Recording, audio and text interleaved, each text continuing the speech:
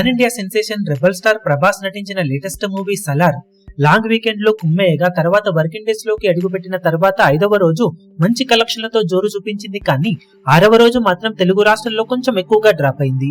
5 కోట్లకు అటు ఇటుగా షేర్ రావచ్చు అనుకుంటే 4.35 కోట్ల షేర్ ను మాత్రమే సొంతం చేసుకుంది ఈ సినిమా.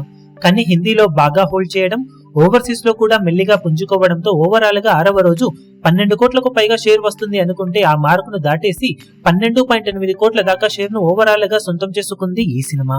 దాంతో టోటల్ గా 6 రోజుల్లో వరల్డ్ వైడ్ గా సినిమా సాధించిన కలెక్షన్లను చూసుకుంటే నైజాం లో 61.58 కోట్లు, సీడెడ్ లో 17.12 కోట్లు, వైజాగ్ లో 13.31 కోట్లు, ఈస్ట్ లో 9.15 కోట్లు, వెస్ట్ లో 6 కోట్లు, గుంటూరులో 8.49 కోట్లు, కృష్ణాలో 6.52 కోట్లు, నెల్లూరులో 4.15 కోట్ల దాకా షేర్ అందుకున్న ఈ సినిమా టోటల్ గా తెలుగు రాష్ట్రాలలో 126.32 కోట్ల షేర్ ను, 192.35 కోట్ల దాకా గ్రాస్ ను వసూలు చేసింది. కర్ణాటకలో 18.50 కోట్లు, తమిళనాడులో 9.05 కోట్లు, కేరళలో 5.6 కోట్లు, హిందీ అలాగే రెస్ట్ ఆఫ్ ఇండియాలో 45.70 కోట్లు, ఓవర్సీస్ లో 48.60 కోట్ల దాకా షేర్ ను సొంతం చేసుకున్న ఈ సినిమా టోటల్ వరల్డ్ వైడ్ గా 253.77 కోట్ల దాకా షేర్ ను, 459.80 కోట్ల దాకా గ్రాస్ ను వసూలు చేసింది.